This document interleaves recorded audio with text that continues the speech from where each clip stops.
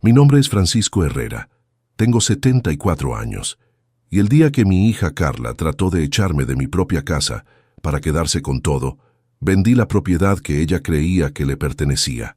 «Papá, ya es hora de que te vayas a un geriátrico», me dijo esa mañana de viernes. «Esta casa es muy grande para vos solo y nosotros la necesitamos más». Pero lo que ella no sabía es que esa casa nunca estuvo a su nombre y que yo había estado planeando esta lección durante meses. Una lección que no solo cambiaría su vida, sino que le enseñaría que la codicia tiene un precio muy alto. Imagínate la escena. Estoy ahí sentado en la sala de mi casa, la casa que construí con mis propias manos hace 45 años, tomando mi café de la mañana como todos los días, cuando entra mi hija con su marido y me anuncian que ya es hora de que me vaya. No me lo pidieron, me lo dijeron, como si yo fuera un inquilino molesto al que le habían vencido el contrato. Como si mis 74 años de vida y 45 años en esa casa no significaran nada. «Papá», me dice Carla con esa voz que usaba cuando era chica y quería convencerme de algo, «vos ya no podés cuidar una casa tan grande. En el geriátrico vas a estar mejor, vas a tener compañía, vas a tener quien te cuide». Su marido Fernando asiente con la cabeza como un títere, agregando: «Don Francisco, nosotros nos vamos a hacer cargo de todo. Usted no se preocupe por nada». Hacerse cargo de todo. ¡Qué generosos! Hacerse cargo de la casa de 3 plantas que yo levanté ladrillo por ladrillo. Hacerse cargo del jardín que planté con mis propias manos. Hacerse cargo de los muebles que compré trabajando día y noche durante décadas. Hacerse cargo de todo lo que era mío para convertirlo en suyo. Pero lo que Carla y Fernando no sabían es que Francisco Herrera no era el viejo ingenuo que ellos creían. Durante los últimos 6 meses había estado notando sus comentarios, sus miradas, sus planes susurrados. Había escuchado cuando hablaban por teléfono con inmobiliarias preguntando por el precio de casas como la mía. Había visto cuando medían habitaciones y hablaban de reformas que harían cuando yo ya no estuviera. Entonces les sonreí. Me levanté despacio como hace un viejo de 74 años. Fui hasta mi escritorio y saqué unos papeles que los iban a dejar helados. «Carla, mi amor», le dije con la voz más tranquila del mundo, «antes de irme al geriátrico, hay algo que tenés que saber sobre esta casa». Lo que vino después no solo cambió sus planes, sino que les enseñó que subestimar a los viejos puede ser un error muy costoso. Escucha esta historia hasta el final, porque lo que mi hija intentó hacerme pasa en miles de familias todos los días, y lo que yo hice para defenderme puede inspirar a cualquier persona mayor que se sienta presionada por sus propios hijos. Contame también desde qué ciudad me estás escuchando, porque esta historia de codicia familiar podría estar pasando ahora mismo en tu barrio. Para que entiendas bien cómo llegué a esta situación, tengo que contarte quién soy y cómo construí todo lo que mi hija quería quitarme. Porque yo no nací con esta casa, no la heredé de mis padres, no me la regaló nadie. Cada metro cuadrado de esta propiedad me costó años de trabajo, sacrificio y sudor. Llegué a esta ciudad en 1975, recién casado con mi Elena, que en paz descanse. Tenía 25 años, ella 23, y traíamos solo 2 valijas y muchas ganas de salir adelante. Conseguí trabajo como albañil en una constructora. Elena trabajaba cosiendo para una fábrica de ropa. Vivíamos en una pieza de pensión que pagábamos por semana, compartiendo el baño con otras 5 familias. Pero teníamos un sueño: tener nuestra propia casa, criar a nuestros hijos en un lugar propio, no depender nunca más de landlords que nos trataran como basura. Así que desde el primer día empezamos a ahorrar cada peso que podíamos. No íbamos al cine, no comprábamos ropa nueva, no salíamos a comer afuera. Todo lo que ganábamos, después de pagar lo básico para sobrevivir, iba a la lata donde guardábamos nuestros ahorros. En 1978 nació Carla, nuestra única hija. Elena tuvo complicaciones en el parto y los médicos nos dijeron que no podríamos tener más hijos. Esa niña se convirtió en el centro de nuestro universo, en la razón de todos nuestros esfuerzos, en la princesa para la cual construiríamos un castillo. Cuando Carla cumplió 2 años, habíamos ahorrado lo suficiente para comprar este terreno en las afueras de la ciudad. no tenía agua corriente, no tenía luz, no tenía cloacas, no tenía nada. Era solo un pedazo de tierra pelada, en un barrio que todavía no existía. Pero tenía algo que para nosotros valía más que cualquier comodidad. Estaba a nuestro alcance económico. Los fines de semana, en lugar de descansar después de trabajar toda la semana, veníamos acá con Elena y la pequeña Carla a construir nuestra casa. Yo mezclaba cemento, levantaba paredes, hacía la instalación eléctrica. Elena preparaba la comida en una cocinita a gas que habíamos armado bajo una carpa, cuidaba a Carla y me ayudaba con todo lo que podía. Carla creció viendo ese sacrificio. Cuando tenía 5 años, ya me ayudaba alcanzándome ladrillos. Cuando tenía 8 años, pintaba las paredes que estaban a su altura. Cuando tenía 10 años, plantaba flores en el jardín que íbamos diseñando de a poco. Esta casa no era solo nuestro hogar, era el proyecto familiar que nos unía. En 1985, después de 7 años de trabajo los fines de semana, finalmente nos mudamos a la casa terminada. 3 plantas, 4 dormitorios, 2 baños, un jardín hermoso con árboles frutales, y lo más importante, era nuestra. Completamente pagada, sin deudas, sin hipotecas, sin que nadie pudiera echarnos jamás. Elena lloró de emoción el día que nos mudamos. Francisco, me dijo esa noche mientras abrazábamos a Carla en nuestra primera cena en la casa nueva, lo logramos. Nuestra hija va a crecer en su propia casa, no en piezas de pensión como nosotros. Esa noche los 3 dormimos en el piso del living, abrazados, sintiendo que habíamos conquistado el mundo. Los años que siguieron fueron los más felices de mi vida. Carla crecía en una casa grande, con su propio cuarto, con un jardín para jugar, con la estabilidad que Elena y yo nunca habíamos tenido. Iba al mejor colegio del barrio. Tenía todo lo que necesitaba. Nunca le faltaba nada. Elena y yo seguíamos trabajando duro, pero ahora lo hacíamos con la tranquilidad de saber que nuestra familia tenía un hogar sólido. Cuando Carla cumplió 15 años, le hicimos una fiesta en el jardín de la casa. Invitamos a todos sus amigos, a toda la familia, a todos los vecinos. Elena había preparado comida para un ejército. Yo había armado luces en todos los árboles. Era la fiesta que nosotros nunca habíamos tenido a esa edad, pero que queríamos darle a nuestra princesa. Esa noche, después de que se fueran todos los invitados, Carla vino a abrazarnos. «Papá, mamá», nos dijo, «gracias por darme la mejor vida del mundo.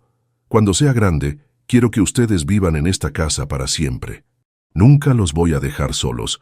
Elena y yo nos miramos con lágrimas en los ojos. Habíamos criado a la hija perfecta, pero la vida tiene esos giros crueles que nadie puede predecir. En 1995, cuando Carla tenía 17 años, Elena empezó a sentirse mal. Al principio pensamos que era cansancio, que estaba trabajando demasiado, pero los estudios médicos revelaron lo peor: cáncer de páncreas en estado avanzado. Los médicos nos dieron 6 meses de vida. Elena peleó como una guerrera durante 8 meses. Yo dejé mi trabajo para cuidarla a tiempo completo. Carla, que estaba en el último año del secundario, se convirtió en mi asistente, ayudándome a darle los medicamentos, haciéndole compañía cuando yo tenía que salir a hacer trámites o compras. Durante esos meses, Elena me hizo prometer algo que me cambió la vida. «Francisco», me dijo una tarde, mientras la ayudaba a caminar por el jardín que tanto amaba, «cuando yo ya no esté, no dejes que Carla se sacrifique por cuidarte. Asegúrate de que ella tenga su propia vida, su propia familia, sus propios sueños». «Pero amor», le respondí, «esta casa es para ella. Todo lo que hicimos es para ella». «No», me dijo Elena con una firmeza que me sorprendió, «esta casa es para vos también. Vos construiste esta casa para que fuera nuestro hogar, no solo la herencia de Carla. Prométeme que vas a vivir tu vida, que no te vas a convertir en una carga para ella». Elena murió en mayo de 1996, en su cama, en la casa que habíamos construido juntos, rodeada del amor de su familia. Tenía solo 44 años. El dolor de perderla casi me mata. Carla y yo nos sostuvimos mutuamente durante esos primeros meses de duelo, llorando juntos, recordando juntos, tratando de entender cómo seguir viviendo sin ella. Carla se recibió del secundario 2 meses después de la muerte de su madre. En la graduación, cuando le preguntaron qué quería estudiar, dijo: «Voy a estudiar cerca de casa para poder cuidar a mi papá». Recordé la promesa que le había hecho a Elena y le dije: «Mi amor, estudia lo que te haga feliz, donde te haga feliz. Yo me las voy a arreglar solo». Pero Carla insistió. Estudió contabilidad en la universidad local, vivió en casa conmigo durante toda la carrera, se recibió con las mejores notas. En el 2001 se casó con Fernando, un muchacho que parecía bueno, trabajador, respetuoso. Hicimos la fiesta de casamiento en el jardín de la casa, como habría querido Elena. Los primeros años del matrimonio de Carla fueron hermosos. Ella y Fernando se mudaron a un departamento cerca de casa, pero venían a almorzar todos los domingos. Fernando me ayudaba con las tareas pesadas de la casa, con las reparaciones, con el jardín. Carla me llevaba al médico cuando era necesario, me hacía las compras cuando yo estaba cansado. Era la familia perfecta que Elena había soñado. En el 2003 nació mi primer nieto, Sebastián.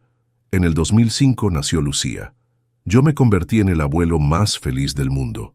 Los chicos pasaban tardes enteras en casa, jugando en el jardín, corriendo por las habitaciones, llenando de vida una casa que se había vuelto demasiado silenciosa después de la muerte de Elena. Pero de a poco empecé a notar cambios en Carla y Fernando.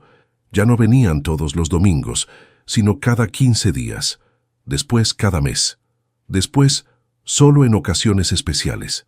Cuando yo preguntaba por qué venían menos, Carla me decía: «Papá, tenemos nuestras propias obligaciones. Los chicos tienen actividades, Fernando tiene que trabajar». También empecé a notar que cuando venían, Fernando siempre encontraba alguna excusa para recorrer la casa. «Don Francisco, ¿vio que este techo tiene manchas de humedad? Don Francisco, estas ventanas habría que cambiarlas. Don Francisco, el jardín está muy crecido. Habría que contratar a alguien para mantenerlo». Al principio pensé que era genuina preocupación por mi bienestar, pero después empecé a darme cuenta de que Fernando no me estaba sugiriendo arreglos para que yo viviera mejor, me estaba sugiriendo arreglos para que la casa valiera más. Como si ya la estuviera tasando, como si ya la estuviera considerando su propiedad. La primera señal de alarma real llegó en el 2010, cuando cumplí 60 años.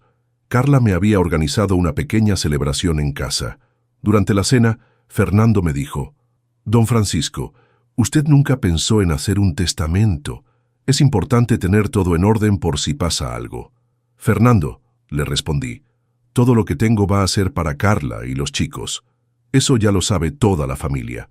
«Sí, don Francisco, pero es mejor tenerlo por escrito. Los trámites son más fáciles después». Carla apoyó inmediatamente. «Papá, Fernando tiene razón. Es mejor prevenir». Esa conversación me molestó más de lo que dejé entrever.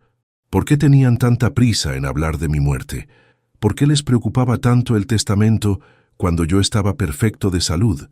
¿Por qué Fernando, que no era mi hijo, se metía en mis asuntos financieros? Pero lo que realmente me abrió los ojos fue algo que escuché por casualidad 6 meses después. Había llegado más temprano de lo esperado a casa de Carla para el almorzar del domingo, y los escuché hablando en la cocina. «Fernando», decía Carla, «ya no damos más en este departamento. Los chicos están creciendo. Necesitan más espacio. Tendríamos que mudarnos a una casa». «Carla», respondía Fernando, «las casas están carísimas. No nos alcanza la plata. Pero la casa de papá está ahí, vacía. 3 plantas para él solo». «Sí, pero tu papá está muy bien de salud. Puede vivir 20 años más». 20 años en esa casa enorme, gastando fortunas en mantenerla. No tiene sentido. Me quedé helado. Mi propia hija estaba hablando de mi casa como si ya fuera suya. Estaba quejándose de que yo viviera demasiado tiempo para sus planes. Estaba calculando cuándo podría apoderarse de lo que había construido con tanto sacrificio. Entré a la cocina fingiendo que no había escuchado nada. «Hola, mi amor», le dije a Carla. «¿Necesitan ayuda con el almuerzo?» «No, papá, ya está todo listo», me respondió con una sonrisa que ahora me parecía falsa. Durante todo el almuerzo los observé con otros ojos. Cada comentario sobre mi casa, cada pregunta sobre mi salud, cada sugerencia sobre mi rutina diaria, todo tenía un trasfondo que yo no había querido ver antes. Esa noche no pude dormir. Me quedé despierto pensando en la conversación que había escuchado, en las señales que había estado ignorando, en la posibilidad de que mi propia hija me viera como un obstáculo para sus planes de vida. Al día siguiente, tomé una decisión que cambiaría todo. Fui a hablar con mi abogado, el doctor Martínez, que había sido amigo de Elena y conocía toda nuestra historia familiar. «Doctor», le dije, «necesito que me asesore sobre algo muy delicado». Le conté lo que había escuchado, lo que había empezado a notar en el comportamiento de Carla y Fernando. El doctor Martínez me escuchó con cara seria. «Don Francisco», me dijo cuando terminé de hablar, «lo que usted me cuenta es más común de lo que se imagina. Muchos hijos empiezan a ver la propiedad de sus padres como su herencia antes de que los padres estén listos para dejarla». «¿Qué me aconseja que haga?», le pregunté. «Primero», me respondió, «tenemos que asegurar que usted mantenga el control total de su propiedad mientras esté vivo. Segundo, tenemos que preparar una estrategia por si la presión de su hija aumenta. Y tercero, tenemos que considerar opciones que protejan sus derechos sin destruir la relación familiar». Durante los siguientes meses, el doctor Martínez y yo desarrollamos un plan de protección patrimonial que incluía varias opciones dependiendo de cómo evolucionara la situación con Carla. Una de esas opciones era la venta de la propiedad si me sentía amenazado o presionado para irme de mi propia casa. «Don Francisco», me explicaba el doctor Martínez, «su casa está a su nombre. Usted puede venderla cuando quiera, a quien quiera, al precio que quiera. Su hija no tiene ningún derecho legal sobre esa propiedad mientras usted esté vivo». También me sugirió que empezara a documentar cualquier presión o manipulación que Carla y Fernando ejercieran sobre mí. «Si algún día tiene que tomar decisiones drásticas», me dijo, «va a necesitar evidencia de que actuó en defensa propia, no por capricho». Los siguientes años fueron de tensión creciente. Carla y Fernando aumentaron gradualmente la presión para que yo considerara mis opciones de vivienda. Empezaron a traerme folletos de geriátricos. Empezaron a hablar de lo peligroso que era para un hombre mayor vivir solo en una casa tan grande. Empezaron a sugerir que yo ya no tenía la energía para mantener la propiedad como correspondía. Cada sugerencia era como una puñalada. La casa que había construido con tanto amor, el hogar donde había criado a mi hija, el lugar donde había vivido los momentos más felices con Elena, de repente se había convertido en una carga para mí, en un peligro para mi seguridad, en un desperdicio de recursos. Pero lo que más me dolía era ver cómo los nietos empezaban a ser utilizados como herramientas de manipulación. Sebastián, que ahora tenía 15 años, había empezado a hacer comentarios como: «Abuelo, ¿por qué no te mudas a un lugar más chico? Así papá y mamá se pueden mudar acá y yo puedo tener mi propio cuarto grande». Lucía, de 13 años, era más directa. «Abuelo, mis amigas dicen que esta casa es súper linda. ¿Cuándo se la vas a dejar a papá y mamá?». Era evidente que Carla y Fernando habían estado trabajando en los chicos, llenándoles la cabeza con la idea de que la casa del abuelo les pertenecía por derecho. En 2018, cuando cumplí 68 años, la presión se volvió insostenible. Carla había empezado a venir a casa todos los días, supuestamente para cuidarme, pero en realidad para supervisar todo lo que hacía. Me llevaba los medicamentos contados, me preparaba las comidas, me organizaba la ropa. Era como si hubiera decidido que yo era incapaz de cuidarme solo. Papá me decía todos los días: «Esto no puede seguir así. Vos necesitas que te cuiden las 24 horas. En un geriátrico tendrías enfermeras, actividades, compañía de gente de tu edad». «Carla», le respondía, «yo estoy perfecto. Puedo cuidarme solo. Esta es mi casa y acá me voy a quedar». Pero Carla había desarrollado una respuesta para cada uno de mis argumentos. «Papá, ¿y qué pasa si te caes en el baño? ¿Y si te sentís mal en la madrugada? ¿Y si se meten ladrones? ¿Y si tenés un accidente cocinando?». Cada pregunta estaba diseñada para sembrar miedo, para hacerme sentir vulnerable, para convencerme de que efectivamente era peligroso vivir solo. Fernando había perfeccionado su papel de yerno preocupado. «Don Francisco», me decía con esa voz condescendiente que había empezado a usar, nosotros lo queremos mucho. Por eso nos preocupamos. Usted se merece estar en un lugar donde lo cuiden como se merece. El punto de quiebre llegó en marzo de 2019. Había estado con gripe durante una semana. Nada serio, solo una gripe común. Carla había venido todos los días a cuidarme, trayéndome remedios, haciéndome comida. Yo apreciaba la atención, pero empezaba a sentirme asfixiado por tanta supervisión. El viernes de esa semana, cuando ya me estaba sintiendo mucho mejor, Carla llegó acompañada de Fernando y me sentaron en la sala para una conversación importante. «Papá», me dijo Carla con cara seria, «esta semana nos dimos cuenta de que ya no podés vivir solo.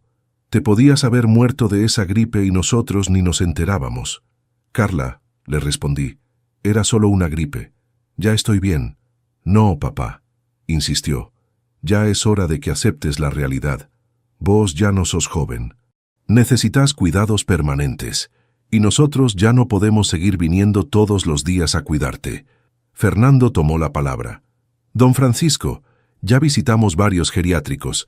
Encontramos uno muy lindo, con jardín, con actividades, con enfermeras las 24 horas. Usted va a estar mucho mejor ahí. Y nosotros», agregó Carla, «nos vamos a hacer cargo de mantener la casa hasta que decidamos qué hacer con ella». Ahí estaba. Finalmente, habían mostrado sus cartas. Ya no era una sugerencia, era una decisión tomada. Ya no era para mi bienestar, era para que ellos pudieran apoderarse de mi casa. Ya no me estaban pidiendo permiso, me estaban informando de sus planes. «¿Y qué pasa si yo no quiero irme?», les pregunté. «Papá», me respondió Carla con una paciencia fingida, «no es una cuestión de querer o no querer, es una cuestión de necesidad. Vos ya no podés cuidarte solo». Fernando agregó, «Don Francisco, la casa es muy grande para usted. Nosotros la vamos a mantener mejor, la vamos a aprovechar más. Usted va a estar más cómodo en el geriátrico». Era increíble la desfachatez. Me estaban diciendo que ellos iban a cuidar mejor mi casa que yo, que ellos la iban a aprovechar más que yo, como si la casa fuera un recurso desperdiciado en mis manos. Esa noche, después de que se fueran, llamé al doctor Martínez. «Doctor», le dije, «creo que llegó el momento de implementar el plan que habíamos discutido». «¿Está seguro, don Francisco?», me preguntó. «¿Ya no hay posibilidad de arreglar las cosas hablando?» «Doctor», le respondí, «mi hija me acaba de anunciar que me va a internar en un geriátrico para quedarse con mi casa. Ya no estamos hablando de una conversación familiar. Estamos hablando de que me quieren robar todo lo que construí en mi vida». «Entiendo», me dijo el doctor Martínez. «Mañana mismo empezamos los trámites». «¿Está seguro de que quiere vender la propiedad?» «Completamente seguro», le respondí. «Si mi hija cree que puede echarme de mi propia casa, va a aprender que Francisco Herrera no se deja pisotear por nadie». El lunes siguiente, el doctor Martínez puso la casa en venta, no en cualquier inmobiliaria, sino en la más prestigiosa de la ciudad, con publicidad en todos los medios, con un precio que reflejara el verdadero valor de la propiedad. Una casa de 3 plantas, en excelente estado, en un barrio que se había revalorizado enormemente en los últimos años. Las ofertas empezaron a llegar inmediatamente. En una semana tuvimos 5 propuestas serias. En 2 semanas ya había elegido al comprador. Una familia joven con 2 hijos pequeños que me recordaban a Elena y a mí cuando habíamos llegado a la ciudad hace décadas. Mientras tanto, Carla y Fernando seguían con sus visitas diarias, presionándome para que aceptara irme al geriátrico que habían elegido. «Papá», me decía Carla, «ya está todo arreglado. El lunes que viene podés mudarte. Nosotros nos encargamos de todo». «¿Y qué van a hacer con mis cosas?», les preguntaba. «No te preocupes», me respondía Fernando. «Lo importante lo guardamos, lo que no sirve lo donamos. Lo que no sirve».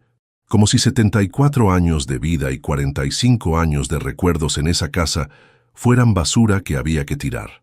El jueves de esa semana, cuando ya tenía todo listo para cerrar la venta el viernes, Carla y Fernando llegaron con la noticia que habían estado esperando dar durante meses. «Papá», me anunció Carla con una sonrisa que creía triunfante, «ya está decidido. El lunes te llevamos al geriátrico». Fernando ya habló con una empresa de mudanzas para trasladar tus cosas más importantes. ¿Y la casa?, les pregunté fingiendo inocencia. La casa, respondió Fernando, se la vamos a cuidar. Capaz nos mudamos acá para mantenerla en buenas condiciones. Capaz, como si no hubieran estado planeando eso durante años.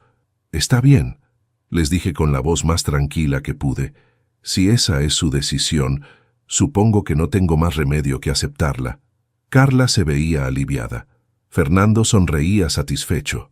Creían que habían ganado la batalla más fácil de sus vidas. Pero, agregué, hay algo que tienen que saber antes de que me vaya. Saqué de mi escritorio la carpeta que había estado preparando durante semanas. Estos papeles son muy importantes. Los van a necesitar para entender la nueva situación. Carla tomó la carpeta con curiosidad. Fernando se acercó para leer por encima del hombro de su mujer. Cuando Carla abrió la primera página y leyó el título del documento, la cara se le descompuso completamente. «¿Qué es esto?», preguntó con voz temblorosa. Le respondí con una sonrisa, el contrato de venta de esta casa, firmado ayer con fecha de escritura para mañana viernes. El silencio que siguió fue tan profundo que se podía escuchar el latido de mi corazón. Carla miraba los papeles como si estuviera leyendo en un idioma extranjero. Fernando había empezado a sudar profusamente. «Papá», dijo finalmente Carla, «esto tiene que ser una broma». «No es una broma», le respondí. «Vendí la casa. Mañana a las 10 de la mañana se firma la escritura y la propiedad pasa oficialmente a sus nuevos dueños». Fernando explotó. «No puede hacer eso. Esta casa es de la familia». «Fernando», le dije mirándolo directamente a los ojos, «esta casa es mía. Está a mi nombre. Yo la construí, yo la pagué, yo puedo venderla cuando se me dé la gana». Carla empezó a llorar. «Papá, ¿cómo podés hacernos esto? Esta casa es nuestra herencia». «Carla», le respondí, «la herencia se recibe cuando los padres se mueren, pero ustedes no quisieron esperar a que me muriera. Quisieron echarme para quedarse con todo mientras yo todavía estoy vivo». «Pero nosotros te íbamos a cuidar», gritó Fernando. «¿Cuidarme?», les pregunté. «¿Jamás cuidar a internarme en un geriátrico contra mi voluntad para quedarse con mi casa? ¿Jamás cuidar a tratarme como si fuera un estorbo que hay que quitar del medio?» Carla se sentó en el sofá, todavía leyendo los papeles de la venta, como si no pudiera procesar lo que estaba viendo. «Papá», me dijo con una voz que no le había escuchado desde que era niña, «no podés vender nuestra casa». «Nuestra casa», repetí. «Carla, esta nunca fue vuestra casa. Esta casa es mía. La construí para mi familia, para vivir con Elena, para criarte a vos, pero nunca fue vuestra mientras yo esté vivo». Fernando trató de recuperar el control. «Don Francisco, podemos cancelar la venta. Podemos arreglar esto». «No», les dije firmemente, «no se puede cancelar nada. El contrato está firmado, la seña está pagada, mañana se escritura. Los nuevos dueños se mudan el lunes». «¿El lunes?», gritó Carla. «Pero ese es el día que te ibas al geriátrico». «Exacto», les confirmé. «El lunes que ustedes me iban a echar de mi casa, van a descubrir que la casa ya no me pertenece. Van a descubrir que no hay nada de lo que apoderarse. La cara de horror que pusieron no tiene precio.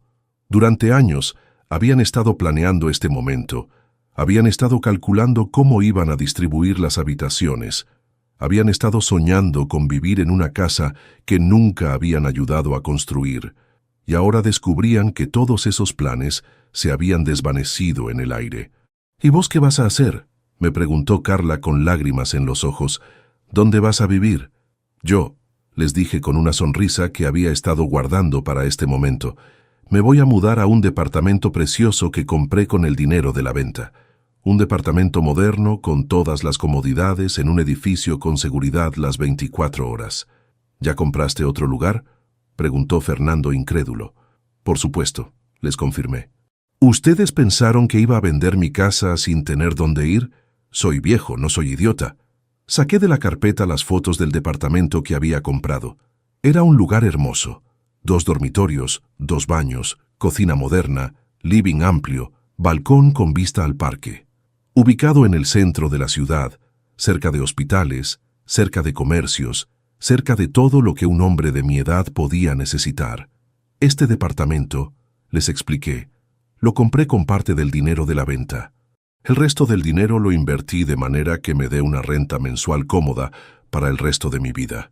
Ya no voy a depender de nadie para vivir dignamente.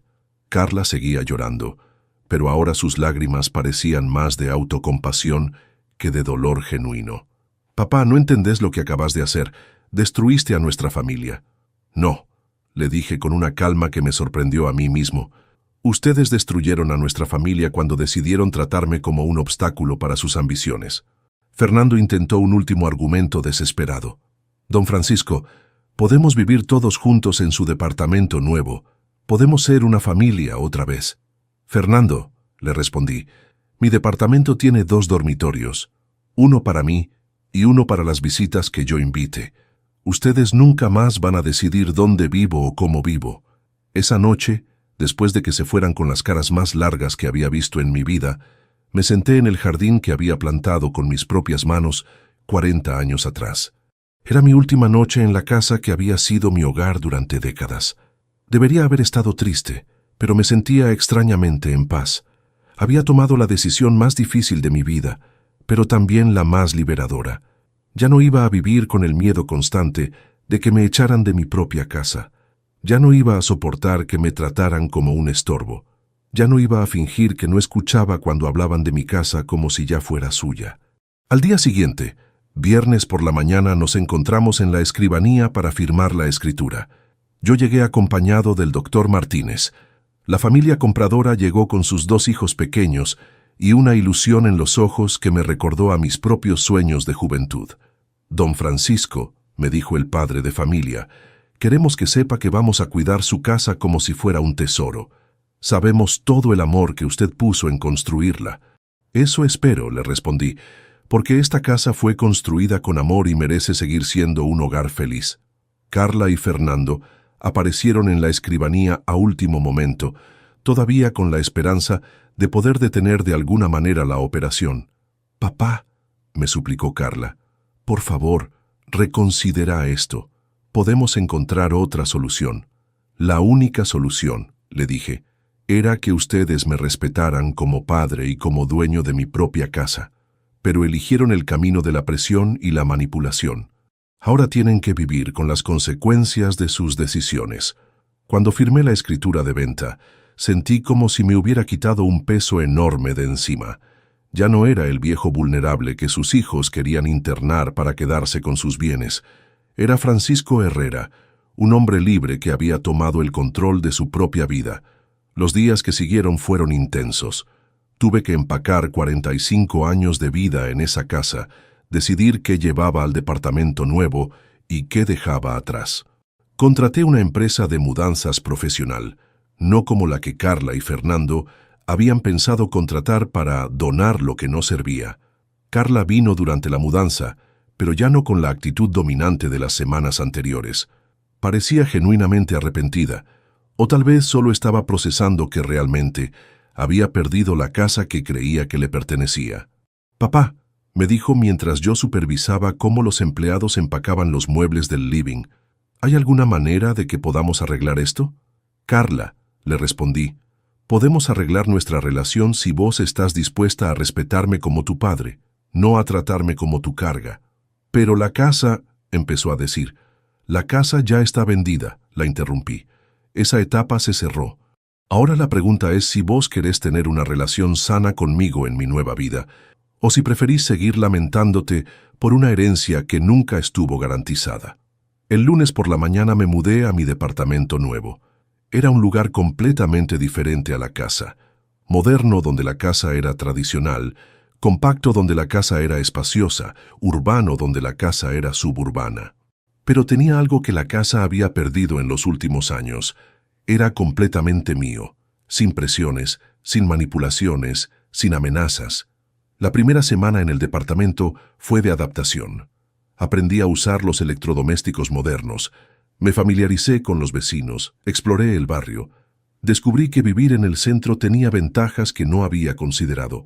Podía caminar a los comercios, tenía transporte público en la puerta, había centros culturales y parques cerca. También descubrí algo más importante, que podía ser feliz sin la casa que había construido con tanto esfuerzo. La casa había sido importante cuando representaba estabilidad, seguridad, logro familiar, pero cuando se había convertido en fuente de conflicto y manipulación, había perdido su valor emocional. 2 semanas después de la mudanza, Carla vino a visitarme al departamento. Llegó sola, sin Fernando, con una actitud muy diferente a la que había tenido durante los meses de presión. «Papá», me dijo cuando le serví café en la mesa nueva del comedor, «vine a pedirte perdón. Me di cuenta de que estuve muy mal. Te traté como si fueras un estorbo, como si no tuvieras derecho a decidir sobre tu propia vida». «Carla», le respondí, «aprecio tu disculpa, pero necesito saber que entendés realmente lo que hiciste mal». «Entiendo», me dijo con lágrimas en los ojos, «que te quise sacar de tu propia casa para quedarme con lo que era tuyo. Entiendo que te presioné y manipulé para que hicieras lo que yo quería. Entiendo que me comporté como una hija codiciosa, no como una hija que te ama». Era la primera vez en meses que Carla hablaba con honestidad total. «¿Y Fernando?», le pregunté. «Fernando está muy enojado conmigo», me confesó. «Dice que por mi culpa perdimos la oportunidad de vivir en una casa grande. Dice que fui muy obvia con mis intenciones. Dice que tendría que haber sido más sutil». Esa respuesta me confirmó todo lo que necesitaba saber sobre Fernando. No estaba arrepentido de haber tratado de manipularme. Estaba enojado porque la manipulación no había funcionado. No había aprendido que lo que habían hecho estaba mal. Había aprendido que tenían que ser más cuidadosos la próxima vez. «Carla», le dije, «¿vos qué pensás de lo que dice Fernando?» «Papá», me respondió después de una pausa larga, «creo que Fernando se enamoró más de tu casa que de mí. Creo que estos años él me alentó a presionarte porque quería vivir en esa casa, no porque realmente se preocupara por vos». Era una revelación importante. Carla estaba empezando a entender que había sido manipulada por su propio marido, que Fernando había usado su codicia natural para sus propios fines. No la excusaba completamente, pero al menos explicaba parte de su comportamiento. «¿Y qué pensás hacer con esa información?», le pregunté. «No sé», me confesó. «Fernando y yo estamos hablando mucho sobre esto. Él dice que podemos superar la situación. Yo ya no estoy tan segura de que tengamos los mismos valores». Durante los siguientes meses, Carla vino a visitarme regularmente al departamento. Al principio las visitas eran tensas, llenas de disculpas y reproches mutuos, pero de a poco empezamos a reconstruir una relación más honesta.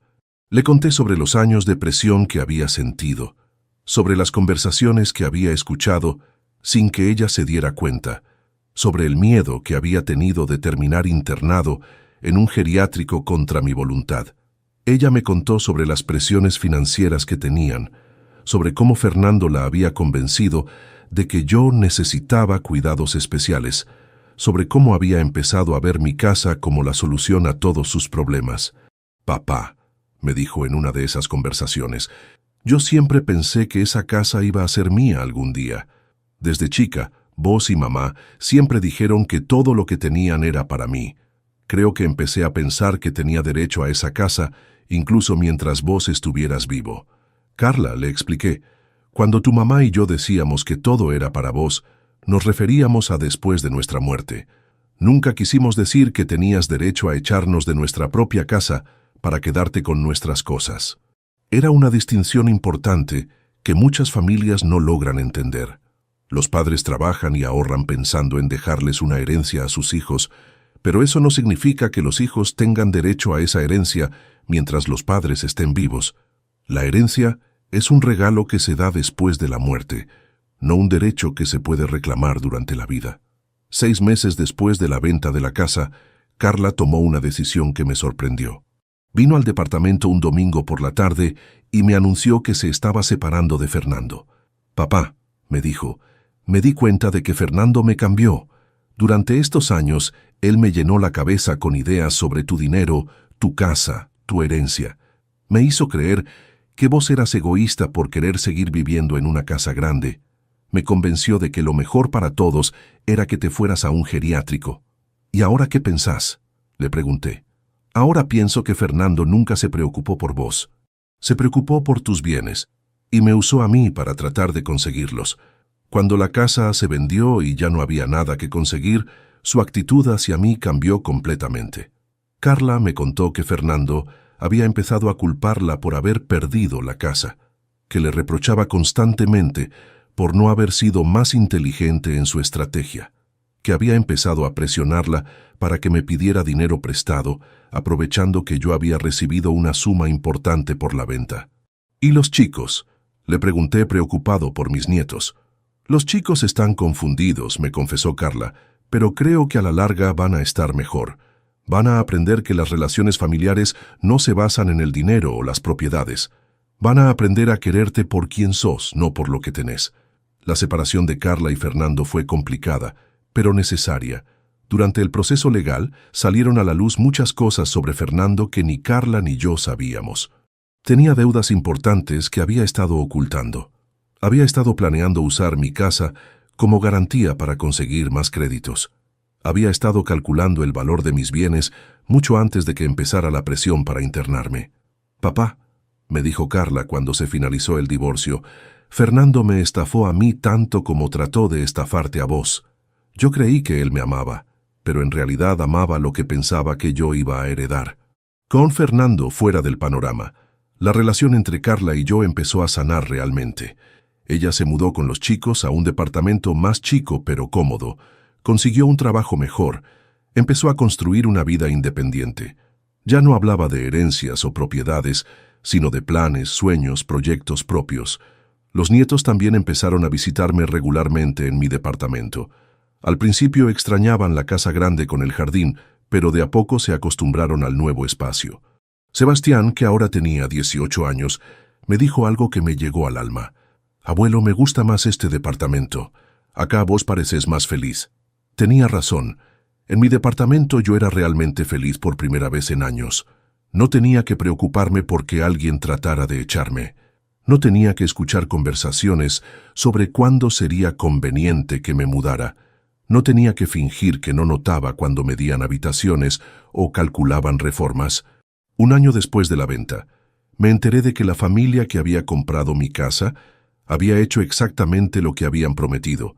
La habían cuidado como un tesoro, habían mantenido el jardín, habían restaurado algunos detalles originales, habían llenado las habitaciones de vida y alegría.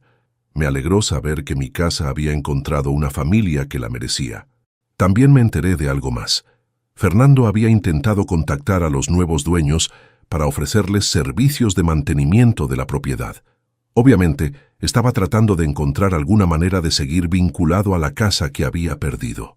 Los nuevos dueños, que conocían la historia a través del Dr. Martínez, rechazaron inmediatamente su oferta. 2 años después de la venta, Carla vino al departamento con una noticia inesperada. Se había enamorado de nuevo, de un hombre viudo con 2 hijos, que la trataba con respeto y cariño genuino. «Papá», me dijo, «quiero que conozcas a Raúl, pero antes necesito que sepas algo importante. Él no sabe cuánto dinero tenés, no sabe que vendiste una casa, no sabe nada sobre herencias. Yo no le hablé de esos temas porque aprendí que el amor verdadero no tiene que ver con el dinero. Conocí a Raúl unas semanas después. Era un hombre trabajador, honesto, que hablaba de Carla con cariño real. Cuando me preguntó sobre mi vida, le conté que era un jubilado que vivía cómodamente en su departamento. No mencioné inversiones, propiedades vendidas o herencias futuras, y él no preguntó. «Don Francisco», me dijo Raúl al final de esa primera cena, «Carla me contó que ustedes pasaron por momentos difíciles, pero que ahora tienen una buena relación. Me alegra, porque la familia es lo más importante». Era exactamente la actitud que yo había esperado encontrar en Fernando años atrás. Carla y Raúl se casaron en una ceremonia simple en el registro civil. Yo estuve ahí, orgulloso de ver a mi hija feliz de verdad por primera vez en años. Durante la pequeña celebración que organizamos en mi departamento, Carla me llevó aparte. «Papá», me dijo, «gracias por haberme enseñado la lección más importante de mi vida. Gracias por haberme mostrado que las relaciones familiares no se basan en el dinero.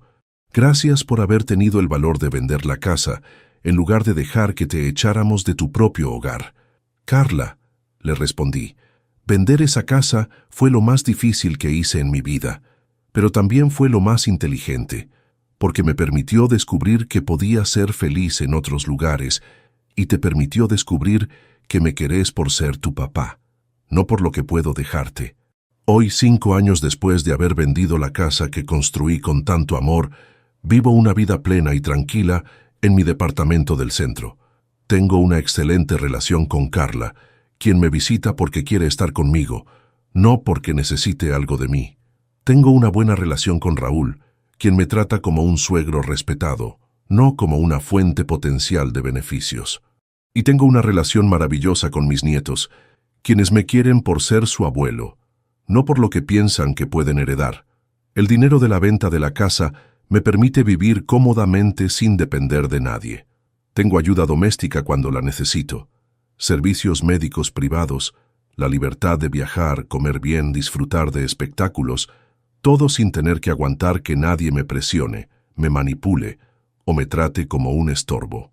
También decidí hacer algo constructivo con parte de ese dinero. Creé un pequeño fondo de ayuda para personas mayores que están siendo presionadas por sus familias para abandonar sus hogares. Trabajo con abogados especializados en derechos de adultos mayores para ofrecer asesoramiento gratuito a quienes se encuentran en situaciones similares a la que yo viví. Una de las personas que más me marcó en este trabajo fue doña Carmen, una señora de 80 años cuyos hijos querían vender su casa para cuidarla mejor en un geriátrico. Don Francisco me dijo cuando vino a consultarme: mis hijos me dicen que la casa es muy grande para mí, pero yo sé que la quieren vender para dividirse el dinero. Le conté mi propia experiencia, le expliqué sus derechos legales, le presenté a abogados que podían ayudarla.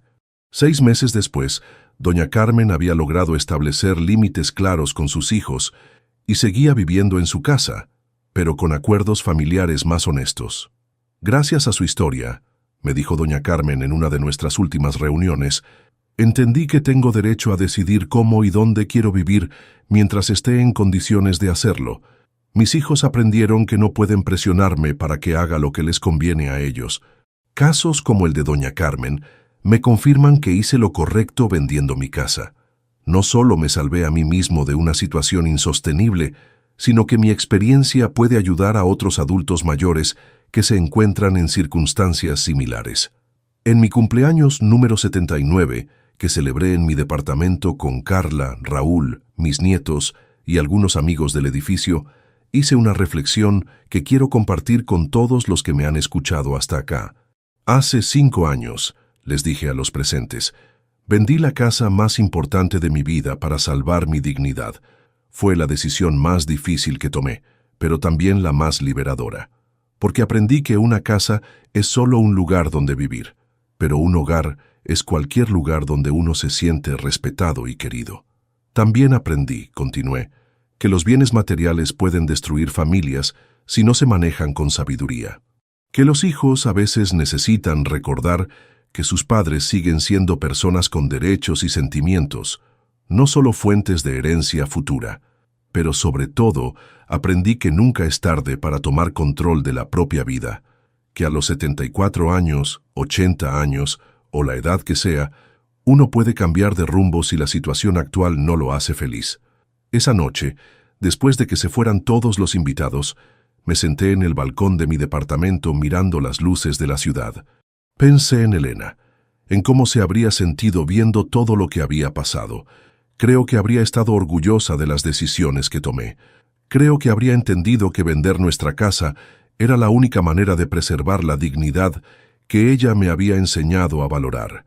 Si hay alguien escuchando que está pasando por una situación similar, si hay algún adulto mayor que se siente presionado por su familia para tomar decisiones que no quiere tomar, quiero que sepan que tienen opciones, que no están obligados a aguantar maltratos solo porque vienen de la familia, que tienen derecho a vivir sus últimos años con dignidad y respeto.